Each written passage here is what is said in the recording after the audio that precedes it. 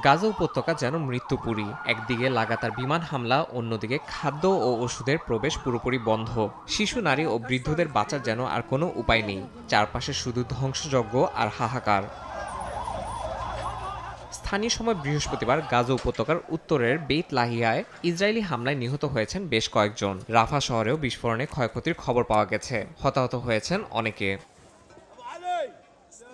গাজা সরকারের তথ্য অনুযায়ী উপত্যকা জুড়ে গেল ১৯ মাসে ১,০০,০০০ টন বোমা ফেলেছে ইসরায়েল। এতে নিহত হয়েছেন ৫২,০০০-এর বেশি মানুষ। এছাড়া ১০,০০০-এর বেশি বাসিন্দা ধ্বংসস্তূপের নিচে এখনও আটকে রয়েছেন। তারা জীবিত না মৃত কেউ জানে না।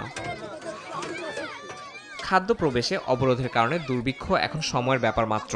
ইউরোপীয় নেতারা মানবিক ত্রাণ বন্টনে ইসরায়েলের নিয়ন্ত্রণের বিরুদ্ধে কথা বললেও কার্যকর কোনো সমাধান হয়নি। এদিকে পূর্ব জেরুজালেমে জাতিসংঘের ৬টি স্কুল স্থায়ীভাবে বন্ধ করে দিয়েছে ইসরায়েল। ঝুঁকিতে রয়েছে ৮০০ শিক্ষার্থীর ভবিষ্যৎ।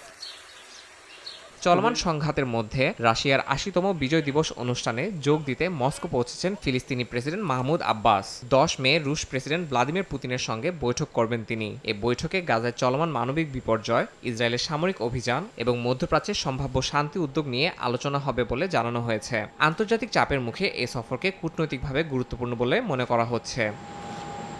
ইয়াসিন মোহাম্মদ জিসান, সময় সংবাদ।